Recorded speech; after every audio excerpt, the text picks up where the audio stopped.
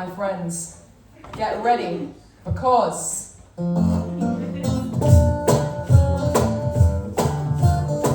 this song is called Alice's Restaurant.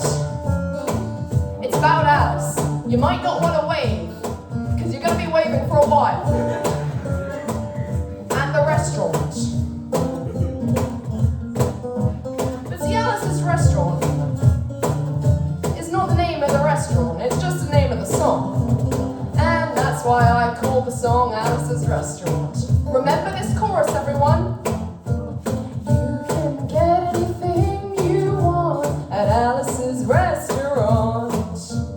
You can get anything you want at Alice's Restaurant. I said walk right in, it's around the back, just a half a mile from the railroad track. You can get anything you want at Alice's Restaurant. Slow down, Sam. Now it all started 55 years ago. That's 55 years ago on Thanksgiving, when my friend and I went up to visit Alice at the restaurant. But see, Alice never used to live in the restaurant. She used to live in the church nearby the restaurant in the bell tower with her husband Ray and Farsha the dog. Living in the bell tower like that, they got a lot of room downstairs where the pews used to be. And having all that room, seeing as they took out all the pews, they used to, well, decide that they didn't have to take out their garbage for a very long time. So we got up there and we found all the garbage up there, and it was pretty disgusting. And we decided to unload the garbage into the back of a red VW microbus. We took shovels and rakes and implements of destruction, and we headed on down toward the town dump. Aren't we nuts? Now anyway, we get to the dump, and there's a sign and a chain across the door, and it says closed on Thanksgiving, and we never heard of a dump closed on Thanksgiving before. So with tears in our eyes, we drove off into the sunset looking for another place to put the garbage. Thanks, guys, and we didn't find one. Till we came to a side road, and off the side of the side road was a 15-foot cliff, and what do you know? At the bottom of this 15-foot cliff was another pile of garbage. So we decided the one big pile is better than two little piles, and rather than throw that one up, we decided to throw ours down. Now this proved to have rather bad ramifications for us, but I'll get to that. So anyway, we drove back to the restaurant, had a Thanksgiving dinner that couldn't be beaten, went to sleep and didn't wake up until the next morning, when we got a call from Police Officer Obi. Oh no, and he says, "Kid, we found your name on the back of an envelope at the bottom of a half ton of garbage. And we just want to know if you had any information about the matter." And I say, "Yes, sir, Officer Obi. I cannot tell a lie. I put that envelope under that garbage." And he said, "Shut up, kid." And after talking to Obi for about 45 minutes on the telephone there, we did finally arrive at the truth of the matter. And Obi said that we had to come down to the police officer station, and also had to go down and pick up the garbage. So that's what we did. Got in the back of the red VW microbus, took the shovels and the rakes and the implements of destruction, and headed on down to the police officer station. And now, friends, there was only one or two things that Obi could have done to us at the station there. And the first was that he could have given us a medal for being so brave and honest on the telephone, which wasn't very likely and we didn't expect it. And the second thing was he could have bawled us out, told us never to be seen driving garbage around the vicinity again, which was pretty likely as what we expected. When we got to the police officer station, there was a third possibility that we hadn't even counted upon, and we were both immediately arrested, handcuffed. And I said, "Obi, I don't think I can pick up the garbage with these handcuffs on." He said, "Shut up, kid, get in the back of the patrol car." So that's what I did. Got in the back of the patrol car and he drove us to the, quote, scene of the crime, unquote.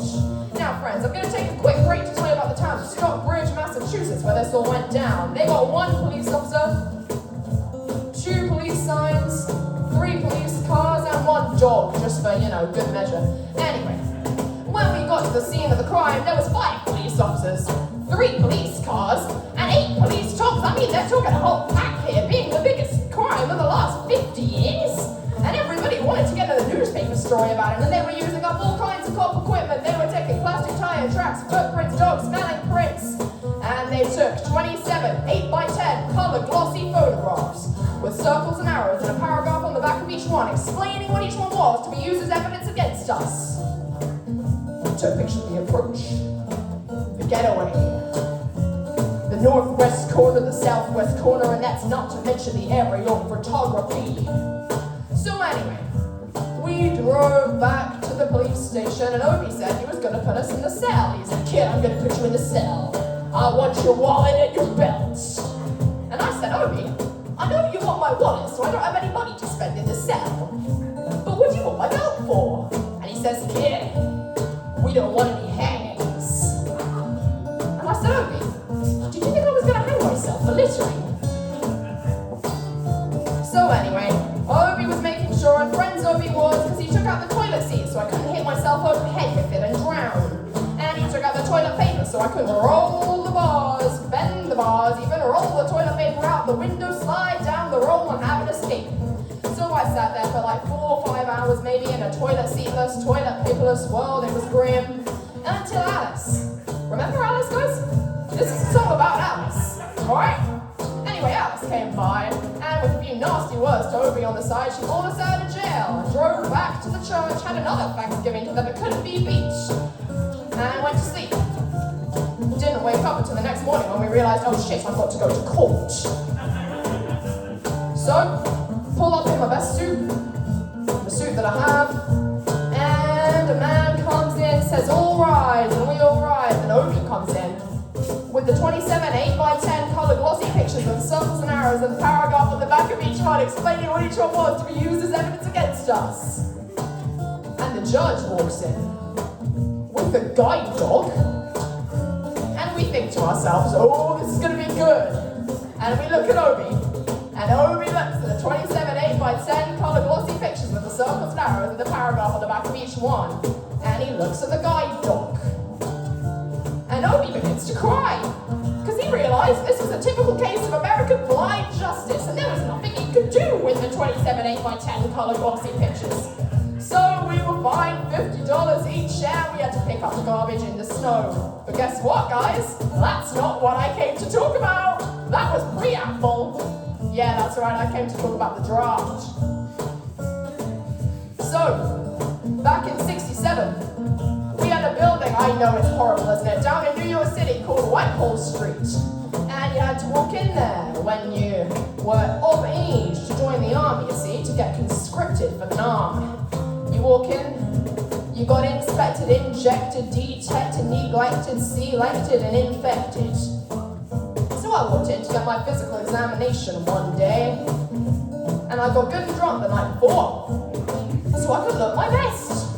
And I walk in and I was hung down, wrung down, hung up, and all kinds of mean, nasty, ugly things, till the receptionist comes over. She has a piece of paper in her hand and she says, "Kid, see the psychiatrist, room 604. So I'll walk into the psychiatrist's office, Jimmy Chips, and I said, "Shrink, I want to kill. Oh, I want to kill. I mean, I want to see blood, gore, guts, veins in my teeth, eat dead bodies. I mean, kill, kill, kill."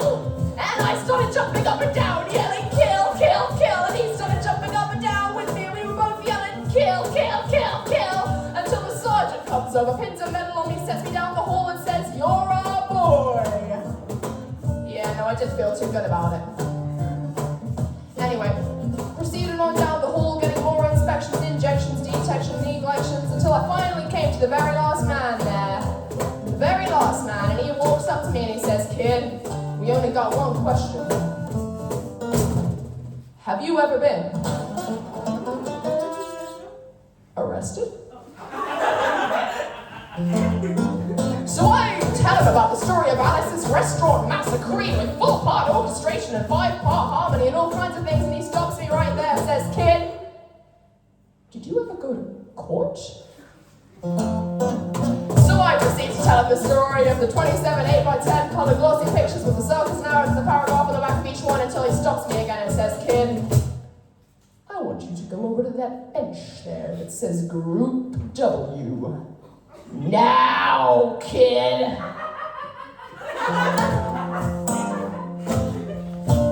Now, my friends, Group W is where they put you if they don't think you're moral enough to join the army after committing your special crime. And I walk in there, I walk over to the Group W bench, and there was all kinds of mean, nasty, ugly people. I mean, there was mother rapers, father stabbers, father rapers sitting right there on the bench next to me, and they were mean and nasty and ugly and all kinds of things, until the meanest, nastiest, ugliest one, the meanest father raper of them all, starts coming up to me and he's saying all kinds of things, and he goes, "Kid, what'd you get?" And I says, "Well, I didn't get nothing. I had to pay $50 and pick up the garbage." And he says, "No, kid, what were you arrested for?"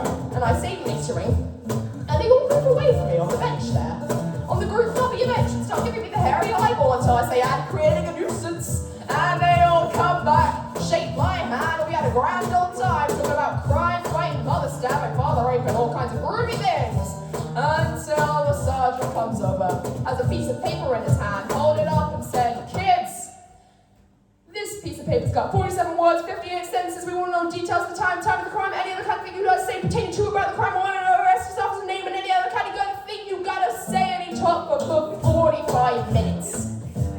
Like me. And nobody understood a word he said. But we had fun filling out the forms, and I must admit, I think I stole one of the pencils. I'm not sure, it must be 55 years old by now, but anyway. So I filled out the Master Creed just like I was supposed to with Alice's Restaurant and everything, and I turn over the page. And there on the other side, in bold, italic, in Comic Sans, read the following words: "Kid, have you rehabilitated yourself?"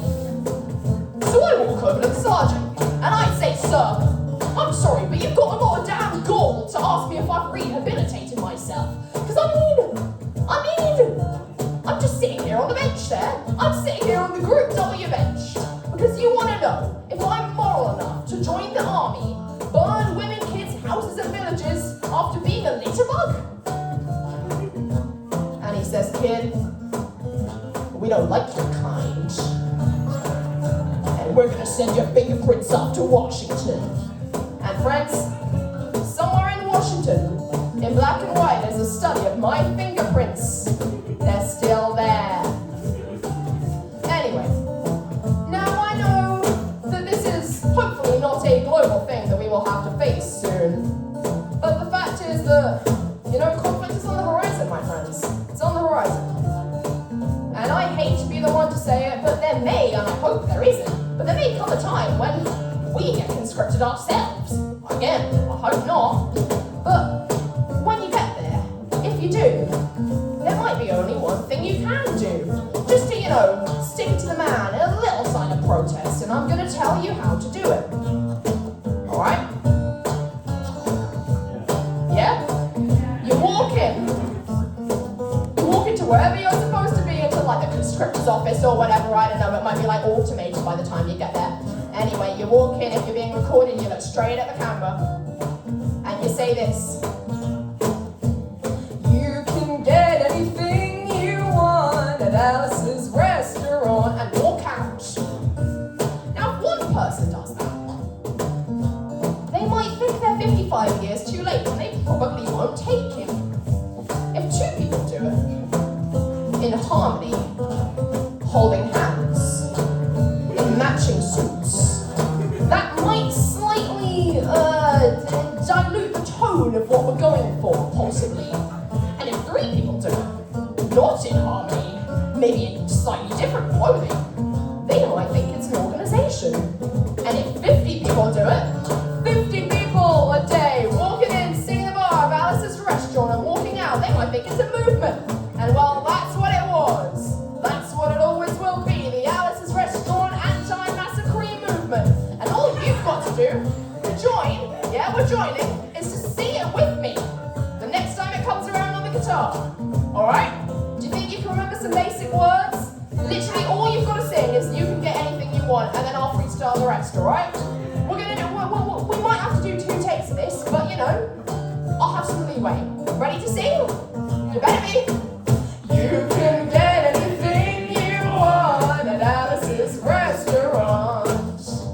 You can get anything you want, yeah, at Alice's restaurant. Walk right in, it's around the back, just a half a mile from the railroad track. You can get anything you want at Alice's restaurant.